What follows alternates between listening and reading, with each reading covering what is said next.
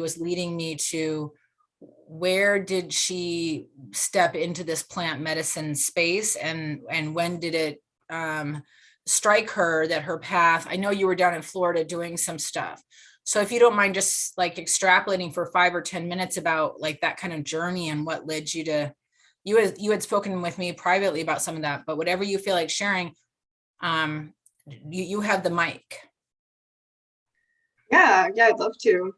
So I first came to plant medicine because I was not okay. I was working 50, 60 hours a week. I was drinking a lot. I was not being faithful to my husband, just, generally spiraling out of control. And ayahuasca was kind of my last resort. So I don't have any experience with psychedelics or any kind of recreational drugs. It's always been alcohol and Adderall, because those are the legit ones, I guess. And when I came to ayahuasca, my experience with it was actually very traumatic. I sat in ceremony with far too many people. It was 60 or 80 or something ridiculous like that. There was no shaman. And the first night, I was going to a really bad place, and all the facilitators were around me panicking. And that night, my psyche basically broke. And it took me, a good year or two to realize what happened in that ceremony. And that was my initiation ceremony. They were showing me the medicine. They were showing me how to hold a container. And so I was being brought down into the medicine and picked up the container, and it broke me at that moment. But that breaking was the beginning of the rebuilding. And so now I professionally hold a container, and it's definitely my life's calling. But yeah, that's where it started. Do you, so you encountered the medicine, and this was about 5 years ago for you? Was that? No, maybe a little bit longer now, 6, maybe 7, I don't remember. I'm not really good with time. But you left that plant medicine community, even though it was kind of your source of initiation, you kind of forged your own path. Could you tell us a little bit about that? Yeah, so I was initially called to ayahuasca, as I mentioned, and I found the place that I went to drink the medicine was not really my kind of place. There was a lot of unfortunate things that were happening there, people getting hurt in ceremony, not so great energies that were being worked with in that space. And so after volunteering there for almost a year, 6 months to a year, it wasn't feeling right anymore. Additionally, after I worked with Aya, I felt so traumatized by the experience that I actually switched over and started working with mushrooms, which was a lot, it jived with me a lot better, a lot easier to integrate, a lot more clear communication. And so, through working with the mushrooms and then having teachers up here for me, I did part ways with that community because it was not aligned with what I needed to be doing. And then, just kind of started going out on my own and really listening to the messages as they were coming in, following the instructions, because that's all we can do. And the path opened up.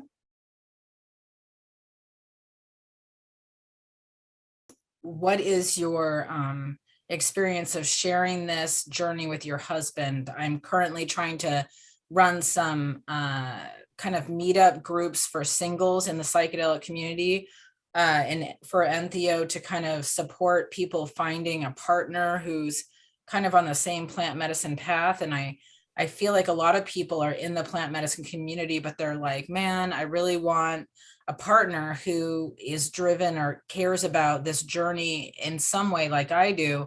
And yet, a lot of us have gone through dating experiences where our partners like don't do plant medicine or have very negative views about plant medicine. And so we're trying to open up like this space where people who are both like on that plant medicine path can be like, oh, phew, like at least, we're both Jewish or we're both whatever, like we both are following this path. And that can make things easier because, politics are one thing, but I think being on that plant medicine path, it kind of just calls certain people to explore in those realms that are very deep and very profound. Like there was something you were just mentioning about the the entities that can come in or what have you in that unprotected space, or for that person who's very unstable or what have you. And it sounds like you saw some of that, like, not good caretaking that can take place when things are fueled by money, in your ayahuasca circle that you spoke of. And so I'm just wondering,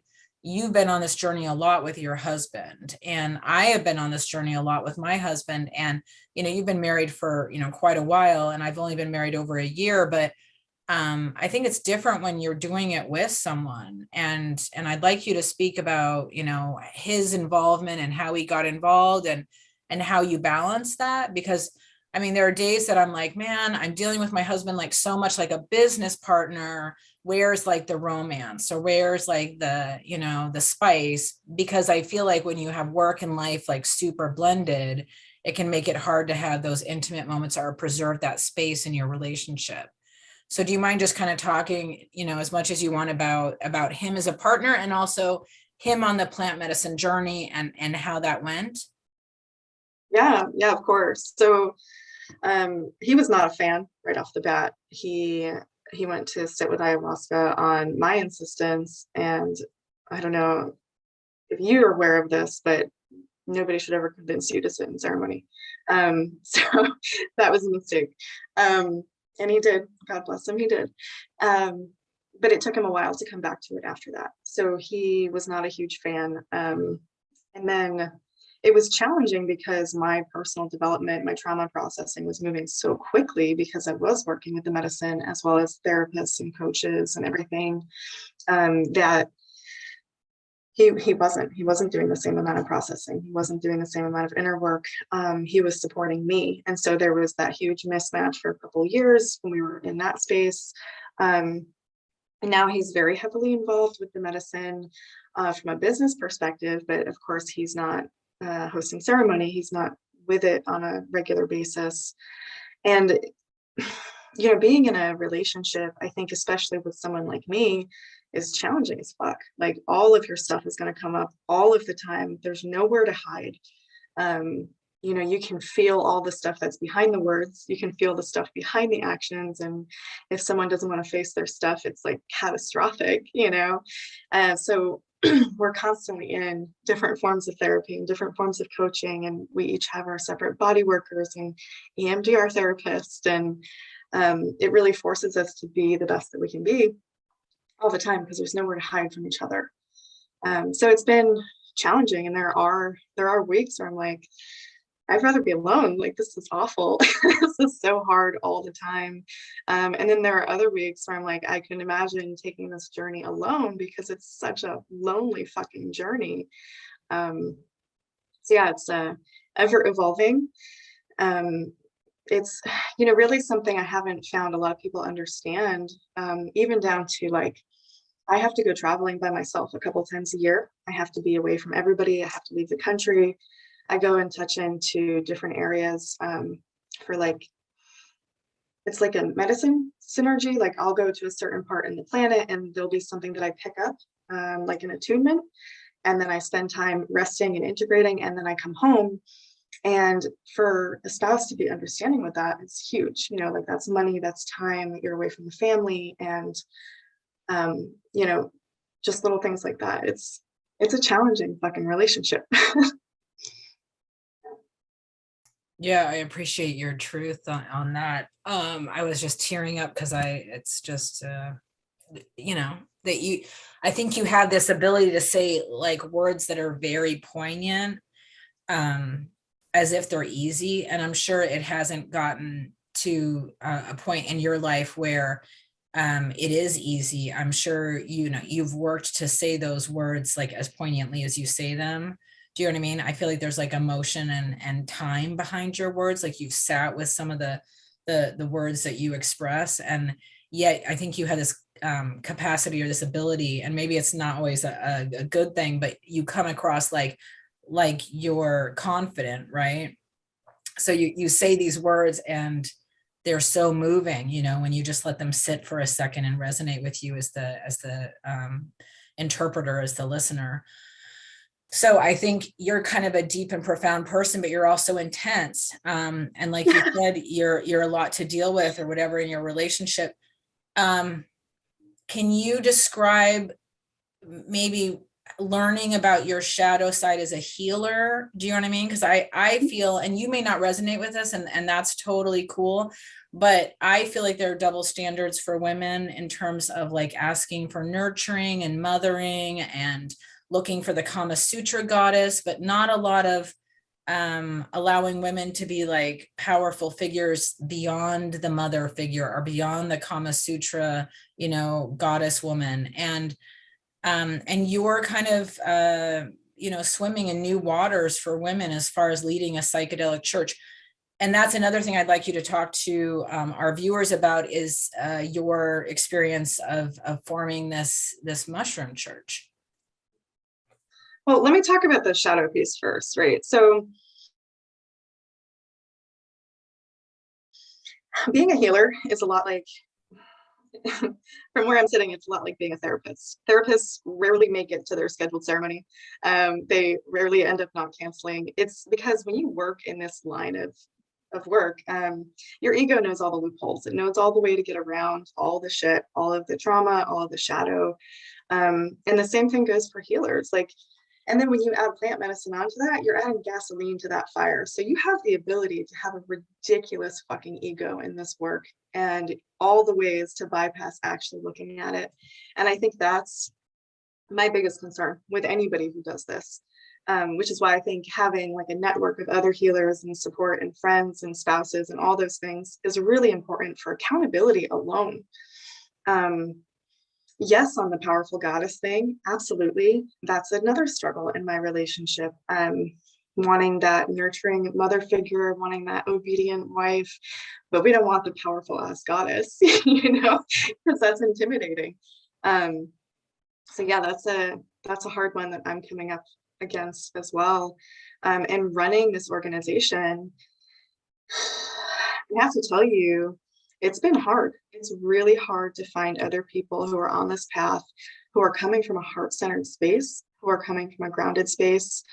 I've had people go as far as sit in ceremony with me to learn how I do my apprenticeship so that they can copy it.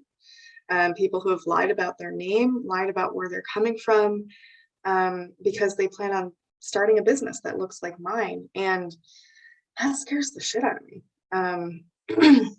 So it's been hard. And then, finding other practitioners, it has been slow, but I've been able to find other people that I feel like are aligned with my mission. And my mission is about helping the greater good, about helping us as a whole, like as a society in America.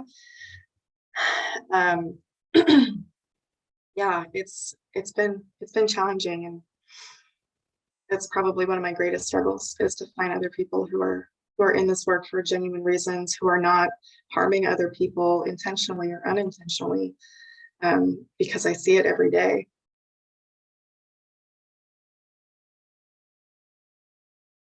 So can we back up for a moment and talk about, you formed this mushroom church that got featured or spoken about on Joe Rogan, and it was called the first legal mushroom church in the United States. Could you walk us through your process, or who helped you, or if you felt like you were kind of like driving this boat on your own? Did it feel lonely? Were you scared? Did you feel like the plant medicine spirits were telling you, go girl, you can do this? Yeah, What kind of roadblocks did you hit? Just tell us a little bit about that story. for sure. So I was doing one-on-one ceremony years ago when I lived in Florida. And I was in the ceremony once, and the medicine very clearly told me, you can stay here and you can help people, or you can go bigger and it's going to be harder, but you need to relocate. And they literally gave me a list of 7 places. They showed me a map of these places I could go. They were instructing me to go somewhere and to build a community. I had no idea what that meant. And I told my husband about it, and he was like, all right, well, I guess we have to go, right? We can't not do this. And so we relocated to what I thought was Portland, but not knowing geographically where Vancouver was, it was actually Vancouver that we were being pointed to. And we relocated like 3 months after I got that message. I had an attorney that I had been working with who was sitting in ceremony with me, and she offered to do the DEA paperwork with me for free in exchange for the healing work that I had done for her. And I previously had that quoted at like $150,000. Every attorney I spoke to said, don't do it, don't get involved with the DEA. Chakruna.net contacted me and they were like, don't do it, don't get involved with the DEA. But the medicine was clear. They said, this is the way. It's about collaboration. You want to get involved with the DEA and you want to put down your armor, and this is not a fight. So we did the DEA paperwork a few years ago, submitted it, went through the whole process already with the walkthroughs and the investigations and the forensic interviews. It was actually a pretty intense process, but it felt right. It felt like we were working on a larger level, like at a country level, instead of at a local bureaucratic bullshit level. And that felt really good to me. It still does feel really good. We're currently going for crossing state lines right now, so that we can do our ceremonies in other states instead of just Washington. But yeah, that process has been really challenging. When I first submitted it to the work to the DEA, before they even contacted me, I was having panic attacks every night. I was having like this paranoia that my door was gonna get busted down, my kids were gonna get taken from me. Every night, fucking panic attack, like cried myself to sleep for like 6 to 9 months because I was so fucking scared. But it's what I had to do. Like, it was, the message was so strong. It was like, you do it or there's no reason to do anything, Nadia, like this is your path. And so I did work through that, and the panic attacks did stop once I met the DEA team that I was working with. They were just the nicest fucking people. It was really cool. So yeah, it's been a really beautiful process and I don't regret any of it. For those of you who have just joined us, Nadia and her husband, but mainly Nadia, kind of initiated and run her church that's now looking to cross state boundaries, sounds like. Can you tell us a little bit about the church in a nutshell, if someone is new to plant medicine and doesn't even understand like the whole plant medicine world, the whole plant medicine landscape? Yeah, absolutely. So our church is more like a community center than a church. We do have regular ceremonies where we get people from the community together, teaching them how to work with the plants, how to communicate with nature. Because the basis of shamanism is, I'd say we more practice on the animism line of things, where everything has spirit. So every being, every plant, every animal, literally everything has a spirit, and walking through life keeping that in mind and honoring all of the things that are around us. And so we really strive to teach people in the community how to do that without having like those really strong religious overtones. Like, this is my life. I don't expect it to be your life, but I think that there are tools I can offer you to enrich your life. So, you know, we do plant medicine ceremony from tobacco to like some of the more low-key herbs like rose and eucalyptus. And then we work with mushrooms and probably more commonly the mushrooms. And we offer like private ceremony for people who are looking to deep dive, or they have like a lot of social anxiety. They have trouble being in groups, that sort of thing. Or we just started doing community-based ceremonies, so low cost, smaller groups, like 10 people with 5 facilitators. So it's a very even amount of support. But my long-term goal is to make it affordable for everybody. And so it's kind of a great introduction because you have the support of all the staff. You have a place that you can go weekly for some event, whether it's a community healing circle or an educational event, you know, in case you need support after the ceremony. Do you yeah, and it's just still evolving at this point. do you have a sense of you started off small, so can you tell us like how it started and then how it grew in terms of surviving, in terms of being able to make a living, or being able to have a life with your family and find balance? Mm-hmm. Yeah, so I started doing one-on-one because that's what I was called to do. And about a year and a half ago, I kind of got the sense that I was supposed to be doing group work. And so I started doing group work. And every time I did a group, it felt more aligned for me personally. Like the one-on-one work started to become draining. It meant that it was time to move on. So it took a lot for me to let that go. But at that time, I was also training other people who had a calling to work with plant medicine, and learning what apprenticeship looked like, which was really fascinating for all parties involved. And so right now I have 4 people who do the one-on-one work. But what I will say about that is that is not full-time work. When you're doing this work, I don't want to say the right way, but like I feel like when you're stepping into it fully, you can't do it more than twice a week, maybe 3 times a week, depending on the person, or else you're really just not giving your all. You're not having the opportunity to integrate. So it can't be a full-time job. I encourage all my other people to have another job on the side, right? So I have like a hypnotherapist who does ceremonies. I have a shamanic practitioner. I have a tantra coach. So they all have their own thing going, and this is like their side thing for the community. And above and beyond that, I've had a really hard time finding practitioners that are able to hold the plant medicine container properly. I had a couple people that I interviewed and like worked with briefly, but it was really clear that they couldn't ground the container in, which makes it really likely for people to go into psychosis and get hurt. Sorry, can I interrupt you there? Yeah. So we're zooming ahead in Oregon. There's going to be legal psilocybin, and anybody and their mother can become a plant medicine practitioner, right?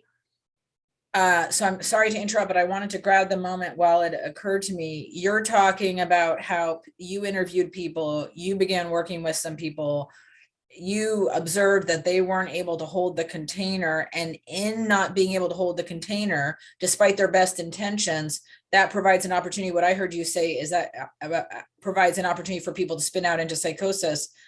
I feel like I've worked with people with plant medicine for a long time. I know what you're talking about. Being in the ayahuasca church, that's like a legal format, as far as the Santo Daime. So I saw when people were spinning out, when the container wasn't tight enough. I feel like that's a hard concept to translate over to folks that don't get it, who don't see energy or feel energy or whatever I don't know even have the words for that, but I feel like, how do you even translate that over? Because I feel like that's so, you talk about animism and stuff. I feel like there's a part of me that's like, it's almost like a nonverbal part of me that resonates with what you're saying. And I go, oh yeah, I know what she's talking about. I know how that can provide an opportunity for psychosis to spin out. Wow. But that's something that's very hard, I would imagine, to translate into, like, we're teaching, like, I don't know, first aid reactions to someone hyperventilating or something, when there are maybe bigger fish to fry here.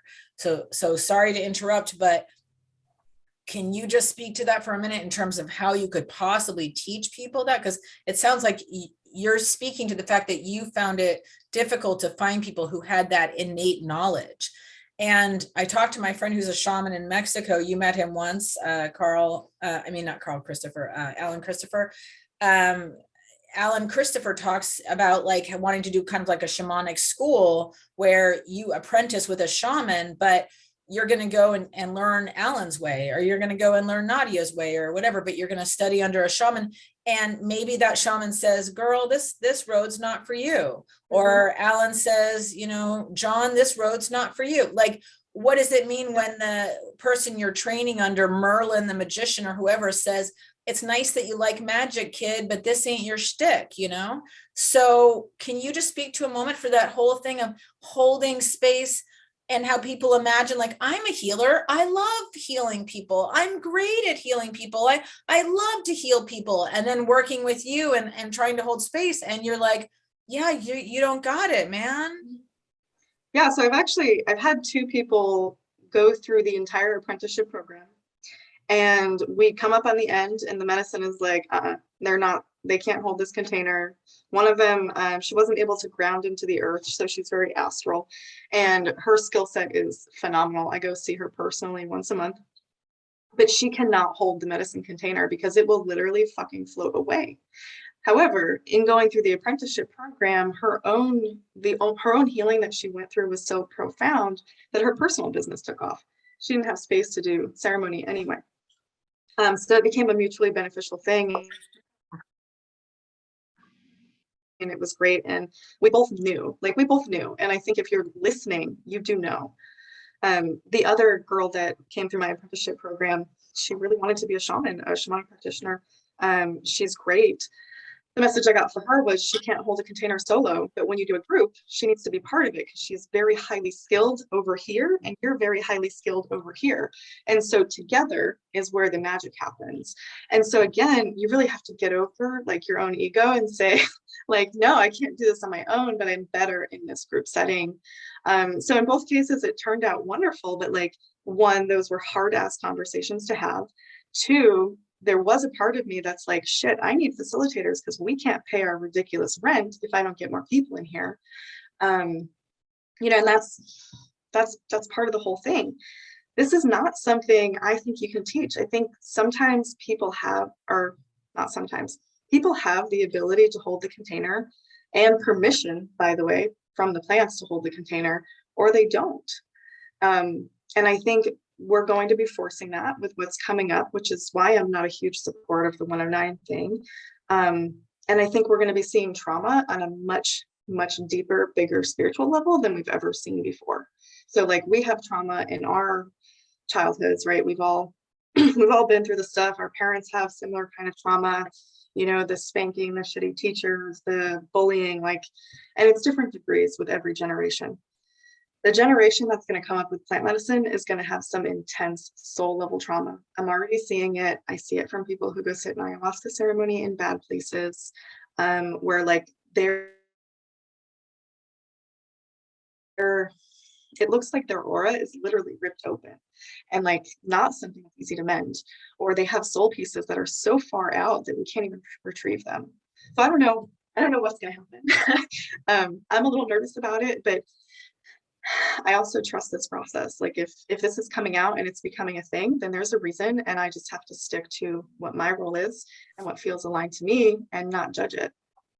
So as you were talking though, I was having this image of the Ghostbusters when all the ghosts, the bad ghosts take over and demonically possess people, and the stones, the eyes of the stone sculpture turn red, and it's like Armageddon.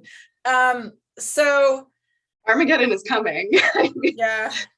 You're on this spiritual path, you're doing this hard work, you're taking time away from your family when you need to, and you have a partner that hopefully understands why you need to go into other parts of the world to kind of pick up or retrieve energetic pieces or shift energetic pieces in yourself and realign yourself energetically, and then integrate on top of that another 4 days, whatever. But that sounds lovely. I want my partner to, be down for that. But you've also shifted as a businesswoman. You talked about, I rented this space, we with Entheo Society and Adaptive Subletting have just rented a space in Seattle where we hope to have integration circles and things like that. But, it's a different thing when your money is on the line. And I hate that money is part of the plant medicine conundrum in terms of how do you operate in the world as a modern day shaman or shaw woman or whatever. So how are you with money, or how do you find peace with money? Because you're also talking about people coming in and stealing your ideas and exploiting your ideas. So I have a plant medicine mentor that was really big in the decriminalized movement in Colorado. And she puts a lot of work into trying to trademark her ideas and her creativity. For me, that feels a little bit it puts me in an insecure place, and I feel like I'm in the wild, wild west, and everyone's jockeying for their little piece of land in the wild, wild west and kicking these Indians off the land or whatever. And I just don't want to be that person. And I don't know what person I want to be. I don't know what other options there are, but I don't want to be this, if you don't grab that piece, someone else will, because I don't really want this to be a competitive thing. I feel like there's enough plant medicine and enough, like you said, the plant medicine chooses you. And so it's a dialogue, it's a conversation, it's an anointment. that you're selected or what have you. So I think things don't go our way when we force things, and it's not the natural like route that things are supposed to go. I'm wondering, as a businesswoman or as a leader in this community, where you feel like you've started to go down the wrong road or had to learn, and then how to come into alignment with a place of how do we create plenty for ourselves in terms of surviving, but not be tainted by the yuckiness around money. Mhm. Yeah, it's been a really interesting road for me because we are a nonprofit, right? And I set that up from the start because I wanted to be able to get grant funding to do this work, um, like by donation only, by a sliding scale. I don't think this work should be free because energetically something needs to go in order for you to take something out. Um, and that's something I've learned over years of experience offering it for free and sliding scale, that something has to go in. But I wanted to do the 501c3 so that I could get funding. But even still, I noticed, like, just to be candid with you, I noticed right off the bat, you know, since we went into a new space about a year ago, that even though I had this nonprofit thing in mind, in my subconscious, I was still running it like a business. And that's like, you know, that ingrained stuff that we have in our culture. Like, we have to make money, we have to have enough to pay rent, and being focused on that instead of being focused on what was aligned for me and the organization. So just over the last few months, it's kind of unfolded that we need to be more of a community center. I need to bring in more practitioners to meet each other and to become like a sharing network, because there is far too much competition out there. Um, as well as the plant medicine, I needed to be doing group work because that's what's aligned for me. My skill set is in working with a very large group, and that is a unique skill set. And I was not putting it to use because in my mind, you know, there was more popularity or more money or whatever in the one-on-one ceremonies. And so again, just another ego piece I had to work through, and sitting with how things are shifting now, I don't know if we're going to stay in the space that we're in. Like, I think that it may have been chosen with the wrong foundation or the wrong intention from the get-go. Or maybe we will, I don't know. But it's been really interesting watching that unfold. Money is necessary. I think there's a difference between having money and having excess. You know, like, I decide what I need. I decide, you know, where do I want to live? How many times a month do I need to see my therapist, my massage therapist, my coach? What does that cost? What does it cost to have a reasonable amount of food, feed my kids, you know? And once you decide what that costs, like, that's what you shoot for. That's what you not even shoot for, it's what you allow for. And the rest of it kind of falls into place. It's when we start to get competitive, when we start to worry that we can't pay our bills, when we stop listening to the signs and the messages, like, what is it that I'm supposed to be doing that I'm ignoring? Maybe I'm too scared to do it. Maybe I don't think it's going to bring me money. You know, whatever excuse there is. Yeah, I hope that sorry, I hope that answered your question. Money No, is that's all good stuff. What about the idea of taking medicine as a piece of it to stay in connection with the medicine? So the 109 model is, I'm over here, I'm sober, you're on the plant medicine journey. I myself am coming from this background of being in the ayahuasca church where the practitioner is on the medicine, you're on the medicine, the healer's on the medicine, the shaman's on the medicine, the medicine woman's on the medicine. So the medicine is speaking through all of us, and yet I'm still able to heal you, but we are even more connected because I'm on the medicine. And a part of me really resonates with that. And I don't like the idea of not being on the medicine. I feel like innately I would like to at least embark a little bit on that journey and be a little bit on the medicine, not maybe a full dose, but just so that I'm touching the same energy. Do you have any thoughts about that? Yeah, I think it should be 100% required. And that's why it's important that when you're training to do something like this, that you train in the medicine. You train to work in that space. You take it because there is accountability there, right? Like, you can't learn how to facilitate while taking a dose of medicine and avoid your own shit. You can't. Like, the medicine won't let you. So if you're not taking anything and you're holding space, you don't have to look at anything either. You know what I mean? So like, that's a really important part of my training program is learning how to work in the medicine space. I don't need medicine to have a psychedelic experience. I don't need medicine to conduct healings. But when I'm doing a group, like I absolutely have to be working with it on a chemical level, even like the tiniest amount, because I have to give the medicine permission to enter me. Yep. You know what I mean? Like Yep. it's lot of layers there. Yep. So what about folks who don't see plant medicine as being like an intelligence, like a unique spirit? They're just seeing it as like, oh, it's changing my metabolism, or it's changing my chemical makeup and I'm getting high.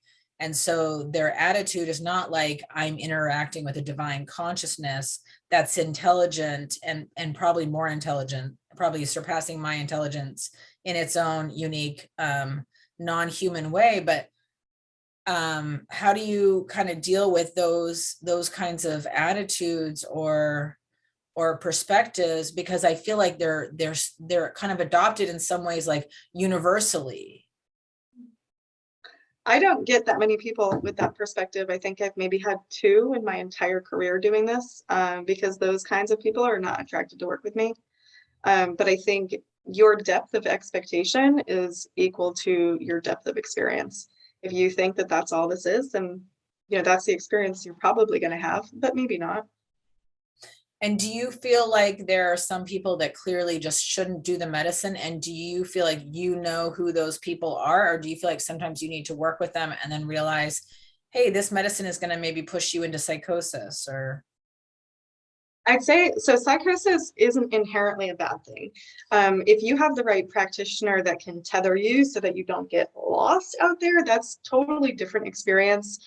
With some people, psychosis is inevitable, and I can see that before the ceremony. Like, I'll tell my practitioners when we do a group, like, hey, this guy's going to go into psychosis. Don't panic. Here's what's happening. And it's a really cool learning experience for everybody, honestly. So psychosis is just one possibility. I'd say there are many people who should not sit in ceremony. People who are not emotionally stable. That's a big one, because once you shake the foundation to that extent, you're going to have a really hard time getting back up and moving forward, which is why we have such a strict policy against psychiatric medications. but who is emotionally stable? I mean, I feel like we live in a pretty unstable world in a lot of ways. And so I'm just wondering who meets that high criteria of being emotionally stable? Because when I'm looking at people that are really suffering in this world, I'm thinking, oh, plant medicine might really help them. I mean, so let's circle back just to that real quick. Who are you to judge who is suffering? Like, just because you perceive them as suffering doesn't mean that they really are. That is a judgment. And it's not about who we think it's good for. It's about who's feeling called to it. I think that's a really important piece. Stability is pretty obvious, right? If I'd say there's usually signatures of like mania, of suicide like not ideation, but like legitimate suicide thoughts, like actively. One of the more dangerous things I see with people trying to sit in ceremony is the potential for splitting. So I can see personality splitting, if you will, like in a literal sense. And if someone is on the verge of splitting, I can see when ceremony will make them split completely. And that means that they will go into a full bipolar experience.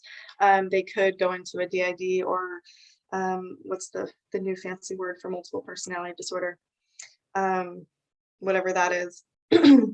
I can see when that's a potential outcome, and that's very scary and very real.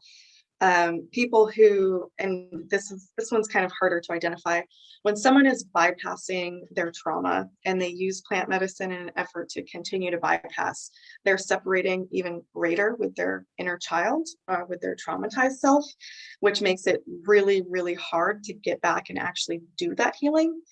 So I do see that sometimes as well. Do you feel excited about the future of the work that you're doing, or do you feel like there are going to be a lot of people doing plant medicine and so it's kind of a mixed bag? I feel like I have a good grasp on who I am and why I'm here, and I'm excited to fulfill that role whatever that looks like. It's constantly changing, it's constantly evolving. Um, I honestly try not to think about where plant medicine is going on a collective level because it doesn't really impact me. I need to be focusing on what I'm doing, or else honestly I get a little upset and depressed and angry and No, that's um, beautiful. That's beautiful. I've had this thing come in the last 2 years for me, this voice that says, not your business, right? So I find my mind wandering. I'm like, oh, I wonder what she's doing, or I wonder what he's doing, or I wonder what they're thinking, or just whatever. And the voice that I've gotten is, not your business. Like you have limited time on this plane, in this vehicle, and that's not where I want your attention. That's kind of a waste of your attention, and it's not important.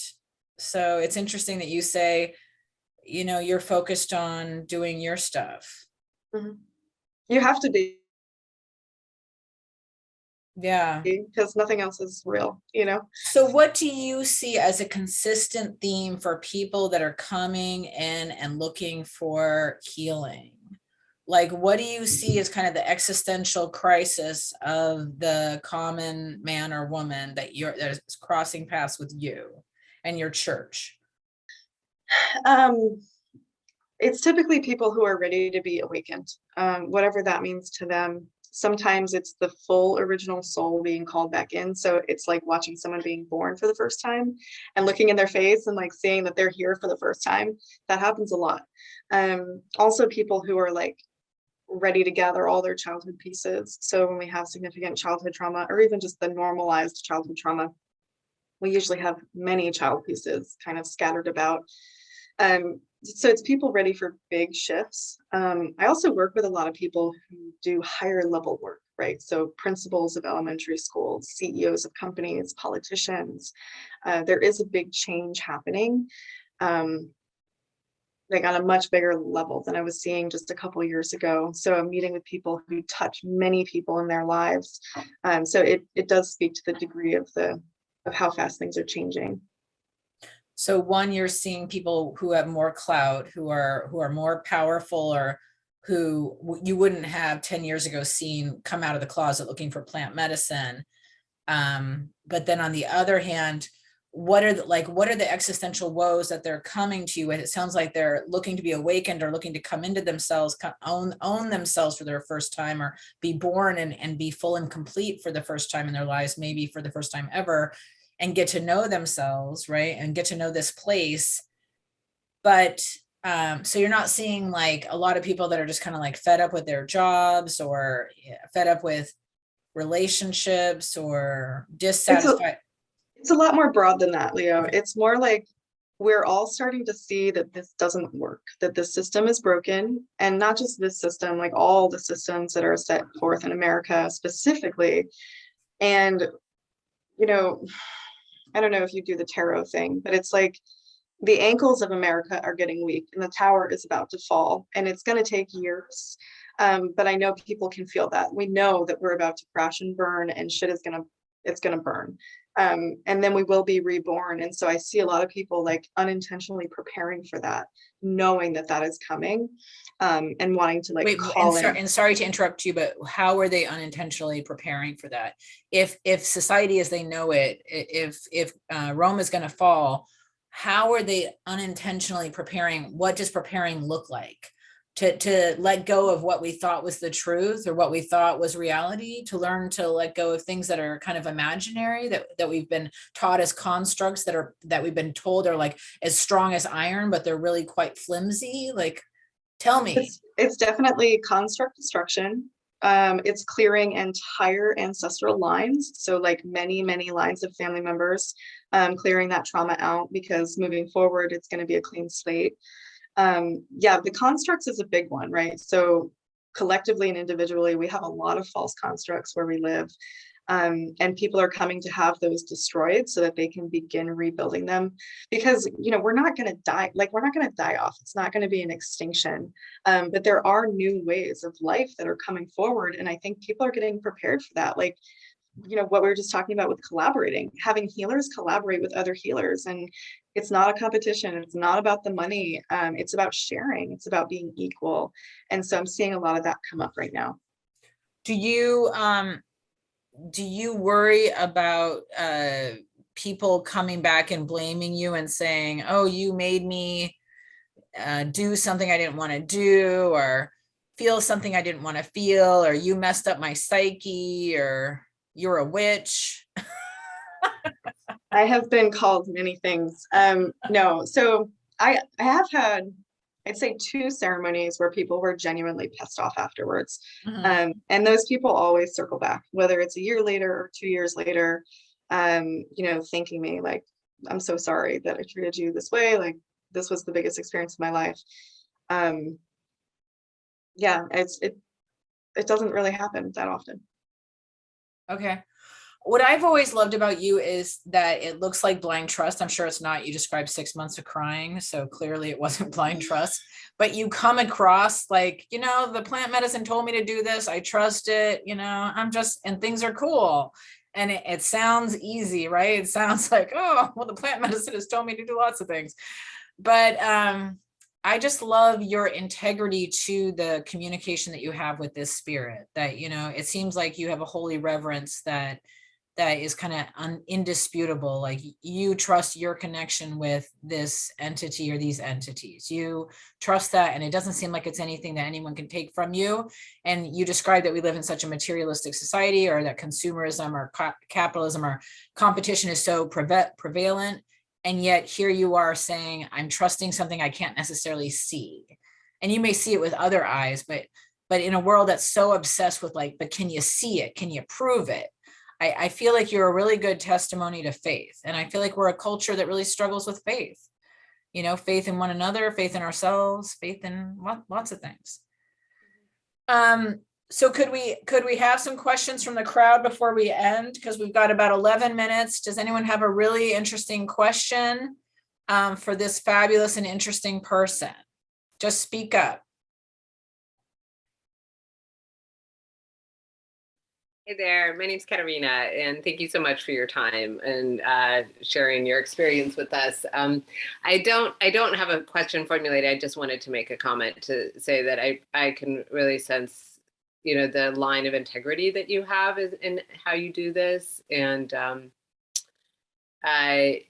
given that there's so many people modeling these kind of things, that it's really refreshing and nice to see somebody that has given this so much thought, and definitely what you said about just listening to them, to the I mean, they're not plants, the fungi, whatever they're extraterrestrial, whatever they are.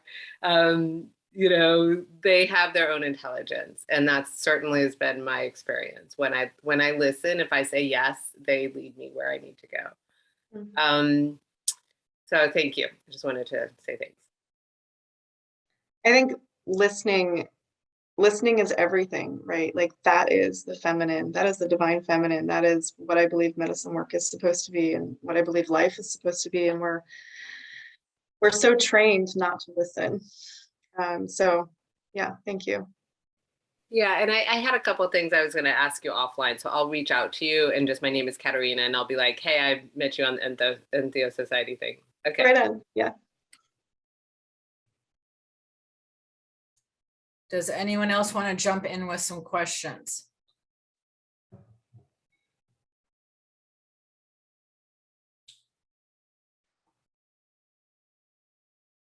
Okay, well, I'll ask one more while we wait and see if anyone else pops up with the question in the chat.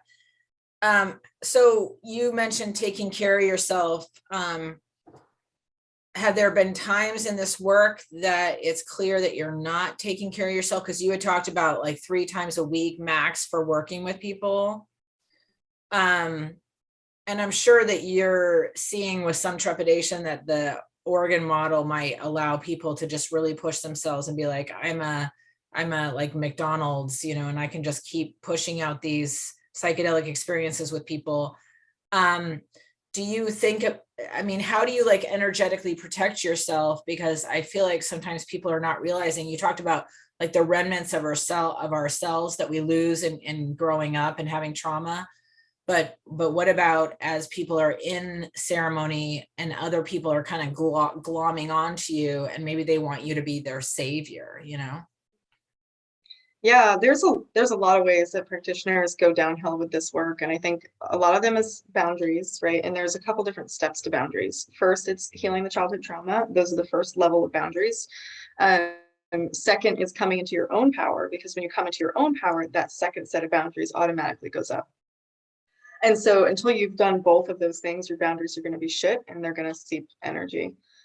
People who tend to want to rescue other people, they literally extend their energy around the person they're sitting with, thus draining their own core energy. So they're not channeling the energy from anywhere else, they're taking it from themselves and putting it in.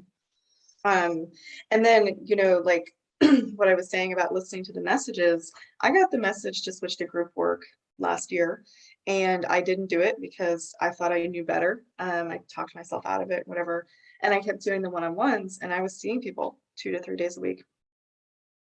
When I was at the height of my busyness, my 15-year-old attempted suicide and she almost died. And that was a horribly traumatic experience. But it was really insightful in saying, like, Nadia, you are not looking at what's happening at home right now, metaphorically, literally. Our entire family unit changed, like my relationship with my husband and my relationship with the kids. And that's what will happen when you ignore it, right? Like those are I call them car accident moments. When you are not listening to the universe, you're going to get in a fucking car accident because she's going to tell you to sit still and listen. Same thing with everything else. When you're not paying attention, your life will start to fall apart in other ways. So yeah. Anyway, but I really, yeah, no, I really appreciate your vulnerability there. And that actually reminds me, because I forgot to ask, as a mom doing this work, I feel like I've had some women in some of our other talks talk about having like court custody cases not go in their favor because of using psychedelics or being open about doing psychedelic politics. And we just don't hear from men as often that they are being judged for psychedelic communities. Not that it doesn't happen, but that, you know, I think women end up getting a lot more of that pressure to be like these perfect mothers. And clearly a perfect mother doesn't do psychedelics. Like if you follow Nixon's, like, I don't know, prescription on what perfect mothers looks like. So I'm just wondering, do you have any thoughts on perfect mothers in the psychedelic field, and how to be, because when you're talking to the CPS worker who's investigating your delinquent kid, and you might have the delinquent kid regardless. If you're drinking alcohol, you might have the delinquent kid. If you're smoking weed, you might have the delinquent kid, you know, and you might be doing nothing and have the delinquent kid. But then folks saying, well, you do psychedelics, you know, and that judgment can be hard. So just wondering how you handle that, because there might be double standards where your husband might not be scrutinized as much. Do you know what I mean? He might be like not judged as much in terms of like you weren't providing emotionally for the family. I just feel like sometimes there's that unwritten expectation or unspoken expectation of the mother that she's the emotional caretaker for the family. Actually, we had a whole different experience in that the doctors treated us both like complete shit. It was going to that other end of the spectrum with kids. You know, 20 years ago, kids didn't really have a voice. So the parents did something, like they believed the parent, they didn't believe the kids. And we've gone to the other extreme where we haven't been allowed to be involved at all in therapy and doctors and anything like that. We were shamed so badly when this whole thing happened. And we're like, are you kidding me? Like we're here devastated that this thing has happened and we've become the enemy. It was horrible. The plant medicine psychedelics did not come up at all in the whole process, because honestly, it didn't play a role, you know. But it was, what I've learned in doing this work is the state of your family, the state of your kids is always a metaphor for something going on in you. You know, what part of you are you not looking at? What part of you are you not healing? And that was the greatest lesson with that whole thing. And you know, having kids, being a healer has been probably the most challenging thing, because they're both healers. My 16-year-old has been seeing spirits since she was a baby. She can communicate very clearly with them. She's got crazy mediumship abilities that she does not want. And then my 11-year-old just came out as trans, because she's never felt like a boy or a girl. And she's the first kid in her elementary school to ever go through the transgender protocol. So they have big, they have big stuff going on that we have to hold space for. So I'd say the challenge is there. Interesting. No, I just think it's very vulnerable when we are like political or spiritual leaders, and then like our families are not pretty. Do you know what I mean? Like Totally. we've got problems. I was talking to Vivian McPeak, who runs Hemp Fest, which is like this huge, thing in Seattle. Pre-COVID, it was like 20,000 people. It's just like this annual event celebrating cannabis culture and stuff. But I had mentioned, I had confided in him something in regards to my marriage, like, oh, like my husband and I, like I need to do some caretaking on my marriage. And that was like a realization for me. And he was like, oh, he's like, I've learned that along the way in my political processes. He would get away from his partner, Conti, and then recognize he wasn't really taking care of Conti and wasn't really taking care of his family. Mm-hmm. And that really mattered more than anything. Not that the dreams to change the world or to help the world and all these great things, like you talk about that caretaker in the ceremony who hasn't grounded themselves because they haven't resolved their childhood trauma or what have you, and they're focusing they're channeling their own energy to heal the other person instead of finding the energy outside themselves to channel and heal. Well, it's like it's more like connected to source, which means you have to be connected to your higher self. Right. Right. Yeah. No, and I do feel like this is a culture that really preys on young people. All of us, I think, have been taught to hate ourselves, by virtue of like living in this culture in terms of like, how do you sell people stuff, or how do you tell them that they can't do things or break their self-esteem or whatever. For me, you really radiate and shine. Like you have like you talk about aura stuff, like you have a very good, like whole vibrant aura to me. And so I feel like there can be jealousy with that, where people can glom onto that or want a piece of that for themselves. And clearly that's yours. You've found that, you've made that for yourself. That comes from you and from you knowing yourself and loving yourself and doing your work. So how do you deal with jealousy when do you just let it fall off your back, or when you sense that, I get zero jealousy. I get a lot of hate mail. When I first started doing this, I got a lot of emails. I got a lot of curses, like crazy, crazy stuff. And I think it was really great, because although it really hurt my feelings, it made my sense of self stronger. Like, no, fuck you. I know who I am. I know what I'm here to do. I don't care if you like it. And then they stopped. Like I just stopped getting messages like that. So it's been great learning experience. Wow. No, I think that's a really cool, like humble learner, the person who's like, yeah, I didn't enjoy getting my butt kicked at that time, but now I'm less scared of getting my butt kicked because I know who I am. And now no one wants to kick my butt. So that's a life lesson right there. Right. Right. Well, I think a lot of us live in fear of others' judgment or of others' persecution, or not being liked or not being seen as good people. And so when we come to a place of peace around like, I'm okay with people not perceiving me as being a good person. Mm-hmm. And then I think it becomes less of a thing, because people are like, oh, we can't get her goat that way, So, if someone wants to work with you, can you just tell them a little bit about your church? So, because we're ending, but just, and maybe just give a piece of advice about if someone wants to go down this plant medicine path, what you would really suggest to them. And maybe if it's just listening, what you said about listening was very poignant. Yeah. So we have a website, sacredheartmedicine.us. We have a very active meetup group for community events that are free, donation-based, and paid. And when it comes to working with plant medicine, it is really important to follow your heart with a practitioner. I don't think that I'm going to be for everybody. I know that my location is not going to be for everybody, and I am totally cool with that. But whoever you do choose, I think it's important that it feels right. And if you do have those nagging feelings or, you know, hesitation is normal to some extent because this is a big experience, to follow your gut on that.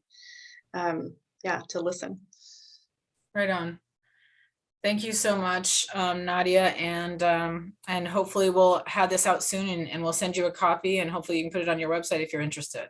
For sure, I will. Okay. Have a good night, everyone, and thank you, Nadia. Thank you. Okay. Bye. Good night.